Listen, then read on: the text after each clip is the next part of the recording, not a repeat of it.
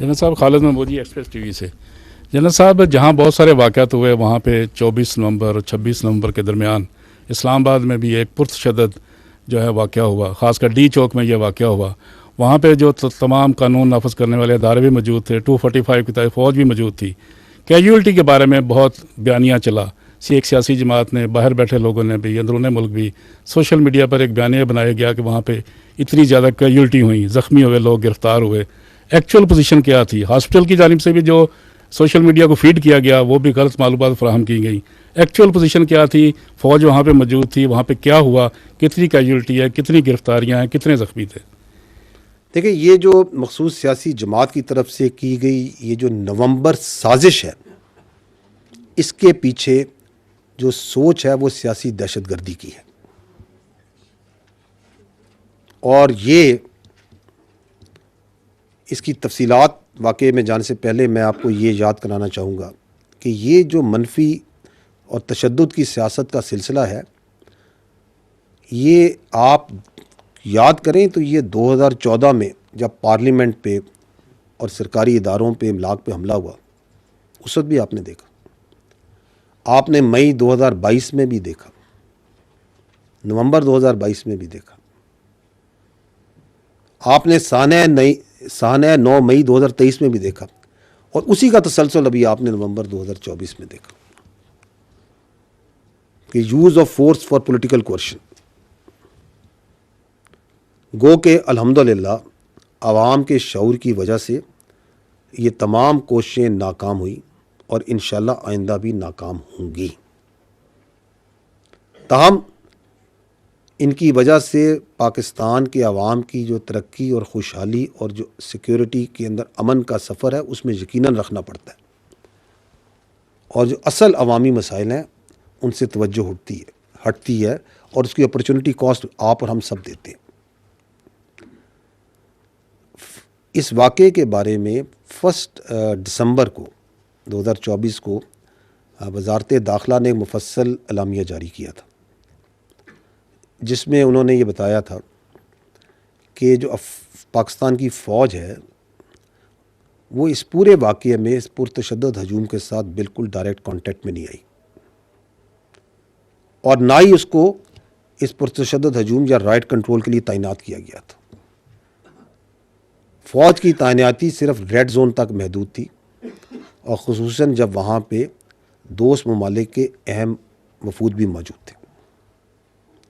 وزارت داخلہ نے اپنے اعلامیے میں یہ بھی واضح کیا کہ جو سیاسی قیادت تھی اس انتشاری ہجوم کے، اس کے مسلح گارڈز اور ان احتجاجیوں میں جو کچھ لوگ جو آتشی اسلحے کے ساتھ تھے انہوں نے یقیناً فائرنگ کی. اور آپ نے، ہم نے، سب نے میڈیا پر، سوشل میڈیا پہ وہ آتشی اسلحے دیکھا بھی، اور بھی بہت طرح کے ہتھیار دیکھے جو ان کے ساتھ، جن سے وہ مسلح تھے. اور یہ بات بھی واضح کی وزارت داخلہ نے کہ جو سیکیورٹی نافذ کرنے والے ادارے جو وہاں پہ تعینات تھے ان کو آتشی اسلحہ دیا ہی نہیں گیا تھا. اور جب وہ سیاسی قیادت وہاں سے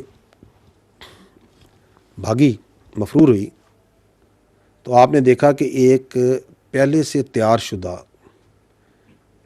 سوشل میڈیا کانٹینٹ اور فیک کانٹینٹ کو بڑی سپیڈ کے ساتھ ڈالا گیا، جس کا مقصد یہ تھا کہ بے بنیاد الزامات لگائے جائیں تاکہ یہ جو بے معنی ہنگامہ رہی ہے اور یہ سیاسی جگہسائی ہے، اس سے ایک تو توجہ اٹھائی جائے، اور جو پہلے سے جاری شدہ سیاسی انتشار اور معاشرے میں خلفشار ہے اس کو مزید بڑھایا جائے. دیکھیں، قانون جو آئین ہے ہمارا اور قانون ہے، یہ بالکل اجازت دیتا ہے کہ آپ پرامن احتجاج کریں. آزادی حق، جو آپ کی آزادی ہے اظہار رائے ہے، اس کا حق بھی دیتا ہے. لیکن یہ تمام جو حقوق ہیں یہ کسی قاعدے میں اور کسی قیود کے تحت ہیں. اگر آپ کیلوں سے لگے ڈنڈے لے کر، آتشی اسلحہ لے کر، ٹیئر گیس شیل لے کر دھاوا بولتے ہیں، پولیس اور رینجرز پر حملے کرتے ہیں، ان کو شہید کرتے ہیں، تو یہ سیاسی احتجاج نہیں، یہ سیاسی دہشت گردی ہے، اور اس کو کوئی قانون اس کی اجازت نہیں دیتا۔ اگر ہم مسلح جتھوں کو لے کر وفاق پر حملہ آور ہو جائیں اور اس کو سیاست مان لیں، تو کل کوئی بھی گروہ، کوئی دہشت گرد پیسے کے زور پہ، اسلحے کے زور پہ، طاقت کے بل بوتے پر اپنی سوچ مسلط کرے گا۔ سوال جو ہے وہ لارجر کوشچن یہ ہے کہ یہ جس طرح میں نے پہلے عرض کیا کہ واٹ از دیٹ تھنگ جو کہ اس منفی سیاست کو سپیس دے رہی ہے کہ بار بار یہ ہو رہا ہے۔ اگر آپ اس پہ غور کریں تو اس کا جو سب سے بڑا انیبلر ہے وہ فیک نیوز اور جھوٹا پروپیگنڈا کرنے کی صلاحیت ہے، جو کہ اس کے منصوبہ سازوں کو، سہولت کاروں کو یہ اعتماد دیتا ہے وہ کچھ بھی بیچ سکتے ہیں۔ آپ کے سامنے ہے کہ 9 مئی فیلس فلیگ ہے، یہ فوج نے خود کرایا، اداروں نے خود کرایا، ان کا یہ بیانیہ بیچنا شروع ہو جائے۔ اور ابھی 26 نومبر کو بیسوں نہیں تو سینکڑوں نہیں تو ہزاروں ان کے جو احتجاجی ہیں وہ شہید ہو گئے۔ یہ بیانیہ بناؤ اور بیچو، because they have that confidence کہ ہم کسی قسم کا جھوٹ بیچ سکتے ہیں۔ اور اس کے پیچھے وہ ایک سوشل میڈیا ہے، اس کو چلانے والے ہیں، and that is why we can safely say کہ یہ جو انتشاری سیاست ہے اس کا کنٹرول ملک میں موجود، اندرون ملک موجود سیاسی لیڈران کے پاس نہیں، بلکہ ملک سے باہر چلنے والے سوشل میڈیا کے پاس ہے۔ ان نامی اور بے نامی اکاؤنٹس کے پاس اس کی سیاست کا کنٹرول ہے۔ اور آپ یہ بھی دیکھتے ہیں کہ کس طرح ایک دم انسانی حقوق کی تنظیمیں پوری دنیا سے قانونیت کا اور انسانی حقوق کا منافقانہ پرچار کرنے والی تنظیمیں ایک دم پاپ اپ ہوتی ہیں۔ وہ جن کو جو واضح اور کھلی بربریت غزہ میں اور کشمیر میں ہو رہی ہے وہ ان کو نظر نہیں آئے گی،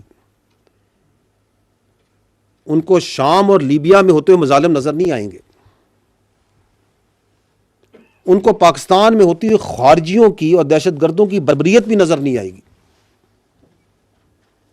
لیکن فیک کانٹینٹ، فیک ویڈیوز اور اندیکھی لاشوں پہ آپ دیکھیں گے کہ ان کے جذبات بے قابو ہو جائیں گے۔ یہ جو تنظیمیں ہیں، یہ جو باہر بیٹھ کے یہ جو ہیومن رائٹس کے اوپر واویلا مچا رہے ہیں، میں ان سے درخواست کرتا ہوں کہ آپ اسی طرح کی، اور یہ سوشل میڈیا جو باہر بیٹھ کے اس انتشاری ٹولے کا چلا رہا ہے، انہیں میں درخواست کرتا ہوں کہ آپ اسی طرح کی سوشل میڈیا کمپینز غزہ اور کشمیر پہ چلائیں۔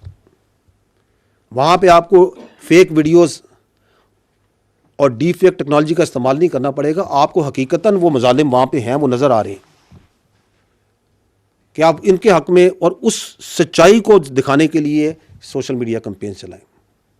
لیکن یہ جو سچائی کے سوداگر ہیں یہ ہرگز ایسا نہیں کریں گے، کبھی بھی نہیں کریں گے، اور نہ ان کو اجازت ہے ایسا کرنے کی۔ تو یہ ہے حقیقت اس واقعے کی۔